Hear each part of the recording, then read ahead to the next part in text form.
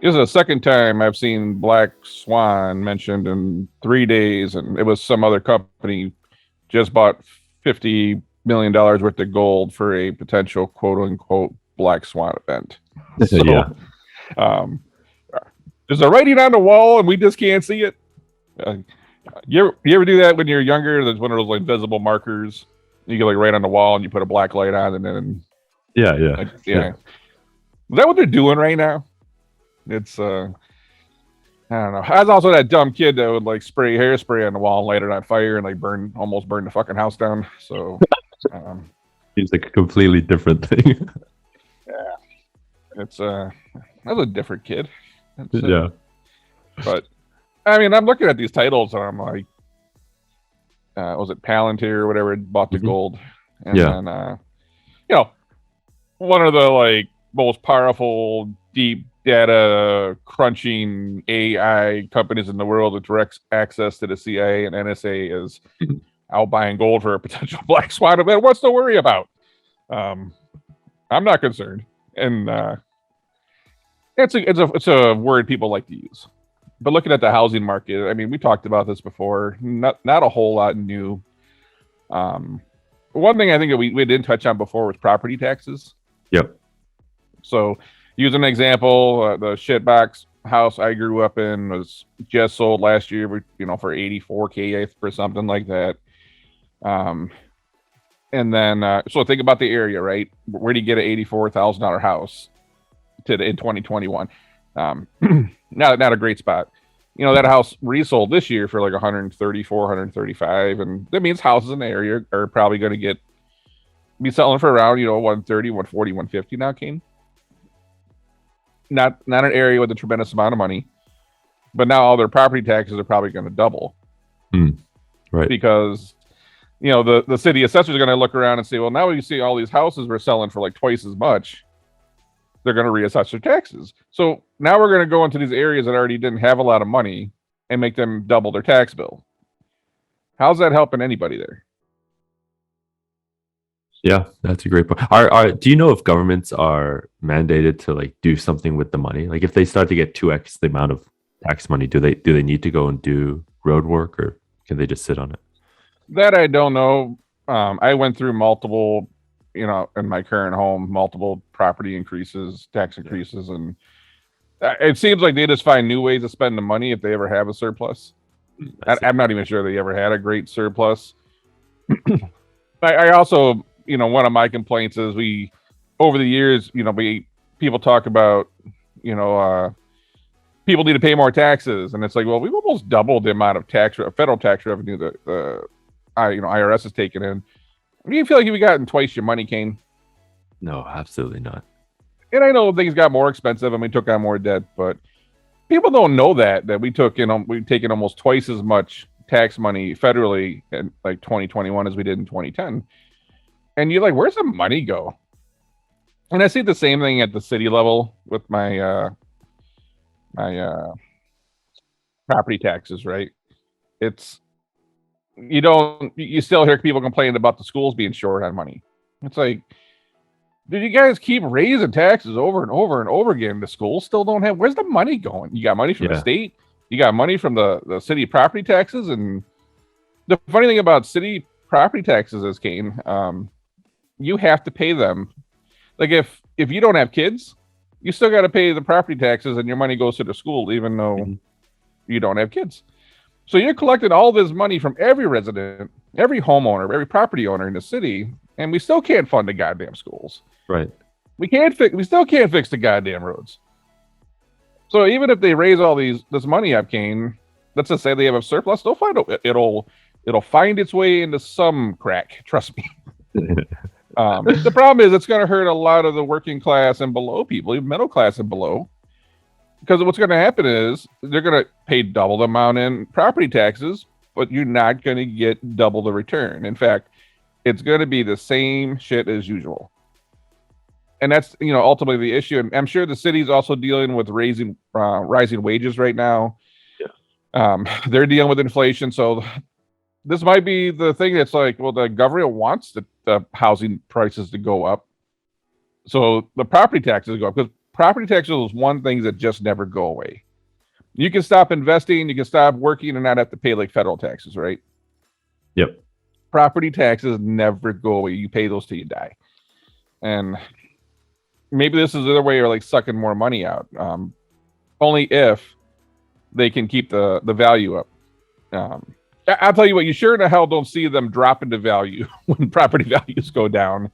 You got to go like fight it. You got to go down to the city and fight that shit, right? So, yeah, just something I just don't see people talking about is what's the ramifications of these housing prices going bonkers. You know, if you're upper middle and up, yeah, it sucks. You got to pay more money, but everyone below, do they have the extra money for that tax bill? Yeah, I don't know. Yeah, that's actually a really good point, and you're right. Nobody's talking about it, and the idea that we've talked about this in another episode, but like people are locked in because it's nice to have a house that's worth more money, but you can't do anything with it, and then now other than pay more taxes. Right? If you sold it, you got to go buy another house that's overinflated as well. So, I hear you. Compounded issue. You pay more property taxes. You got to pay more homeowners insurance because now your house is worth more money. Here's the real bitch of it. Imagine you keep your house 5 years, and your property taxes get valued, and you're paying that extra property tax on the new higher value of your house, and then you decide to sell your house, but property values went down. You just paid all that property taxes on a house that you can't even sell it for at that price. Right. And that's kind of the bitch of property taxes. And we're in that trap of everyone's like, I had to whiteboard this for somebody one time. I had to literally whiteboard it because I think they went through the world of new math in the schools, and they can't just do that street math in your head. Have you ever been at a cash register lately and you tried to pay someone cash and you like gave them some extra coin so you could get a dollar bill, like get a whole bill back? Yeah. And like their fucking brain freezes. They can't figure out that I gave them an extra 27 cents so I could get a dollar bill back instead of change. I'm dealing with that person, and I'm like, all right, obviously you're one of these new math people. I'm going to put it on a whiteboard for you. And I'm like, so let's just using big numbers here for their sake. If you got a $500,000 house and it went up, 10%, and you're like, oh my God, I made $50,000. Like, whoever said real estate's not a good investment? Right. And then but now you want to move up and you want to buy that $1 million house, right? That you always wanted to buy. Again, just using big numbers here, easy to see. The problem is the $1 million house went up $100,000. So you didn't gain anything. You did technically gain that number in the bank, but when it's time to go from this house to the next house, you're no closer. You're no closer. In fact, you're probably further away. So, because the bigger the number, the bigger that gap becomes, and it's like, so you gained 50, but that thing went up 100. You're still down 50. Mm-hmm. Oh my God, I never thought of that. I mean, I don't think you think at all. So, it's this trap, right? It's great if you want to sell and just get out. But if you're trying to get to that next level, it doesn't help. Yeah, it doesn't help. It's good. And the crazy part is, Kane, what happens is you end up selling your home at $550, and you take that 50 in profit, and then you can roll that over in 18 months or something to the next house and not pay any gains on the taxes or some shit like that. I don't know. And then you buy that $1 million house, and that was that appreciated by the $100,000. The problem is, like, people tend to do that when the market's really hot. So you sold your house when it's hot, and you went and consumed the next house when it was hot, and that next house had the bigger number.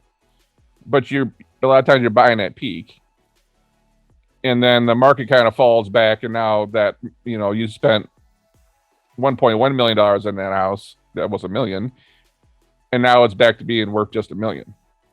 Mm-hmm. It's that's the problem with trying to buy at peak, and maybe these stay up forever, Kane. I've had people I'm telling them just don't buy a house right now, and if you got to wait a year and the housing prices are still high, then it is what it is.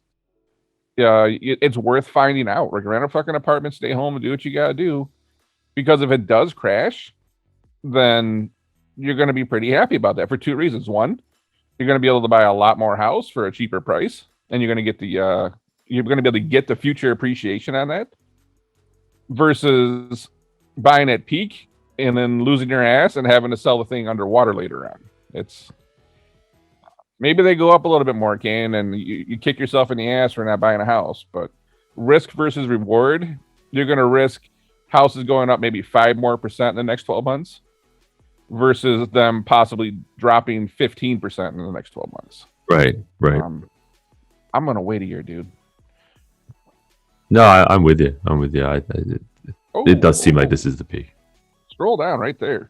Lumber prices have plunged more than 70%. So is this the beginning of the everything bubble popping? It's right above that blue line there. Yeah. We had that spike, but we started to pull that plug out on all the assistance programs. The fear that you're going to have to pay your rent and your mortgage and your school loans, I think, cooled the market off a tiny bit. Mm-hmm. I think we saw that. Yeah, we're going to pull that whole plug. It's almost like you take that bath and the plug's not in all the way, and then the water's, it makes that sound, and there's just a little bit of water seeping out. That was what just happened. Yeah. And then you're going to pull that bitch out, and it's going to be full on like vortex of water just going down the tree. So, man, people got to be patient right now. That's my thought. Yeah, I hear you. It sounds like buy gold and don't buy a house right now. Just watch the tactics of some of the people with a lot of money. They're not interested in losing it. So no, they're not, and there's a lot of money on the sidelines right now. The thing is, a lot of the savvy investors have different ways to hedge than the average Joe Schmo that's out there buying homes and stuff right now. It's the people that are keeping the stock market propped up. They're going to ride that all the way to the end, and they got other things in place to help them, mitigate if the market starts to fall. Average Joe don't have that. Yeah. Let's face it. For most of America, their house is their biggest quote unquote investment. I don't call it invested. I call it a savings account. They're not sitting around with sophisticated hedges and all these different things, or the people that buy the New York real estate, the commercial real estate, they just sit on it for 20 years. Like that, they don't fucking care. They lease it. Mm-hmm. They just know that I got so much money. What can I do with it? And it's like, I'm going to buy this, commercial building on Fifth Avenue and just sit on it for 20 years. They know it's not going to depreciate. At least it's a safe haven for money. Average Joe Smo is, trying to buy their first $300,000 house. It sounds like a lot of money, but if you came out of college and you get married and you got 2 income home and you're both making $75,000, buying a $300,000 house ain't a lot of money. Right. So yeah, be patient, man, is what people should do right now. Yeah, definitely. Got anything else? No. I was going to give you a quick story. I was at Trader Joe's the other day, and I overheard a couple guys that, I think they were in the aisle behind me, and they were like, "Oh, just bought a house," and then the other fellow was like, "Oh yeah, it's a great time to buy a house." I just thought it was an interesting perspective. I was looking for a house, and I think I'm kind of a savvy investor. Fuck, I don't know. I think it's a goddamn awful time to buy a house. The only thing that's on the market right now is the shit. Things that people want to flip or things that people just don't want. And if it is highly desirable, you got people coming in and just... I've had multiple, when I say multiple, 5+ now, family members, friends that were trying to buy homes, and they got out.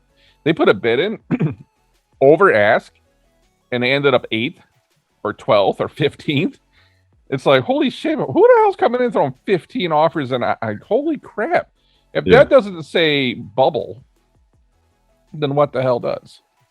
I don't know, man.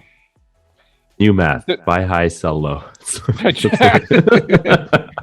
And then 15 years from now, you're going to be trying to figure out where it all went wrong. We just did that episode on don't take you're taking bad advice from these social media influencers. Yeah. It's because the thing is, there are good people. There's people I follow on social media that I really appreciate their advice, but it's never these people that have a massive following. Just they got the smaller followings because these guys are saying all the smart shit no one wants to hear. Mm-hmm. Yep. Those guys right now are not saying it's a good time to buy a house, by the way. Yeah. It's interesting. If you're tuning into this episode, go find Taking Bad Advice on social media. Yeah. Oh yeah. Definitely. All right, I ain't got a whole lot to add to this one, man. All right. Sounds I'll good. catch you.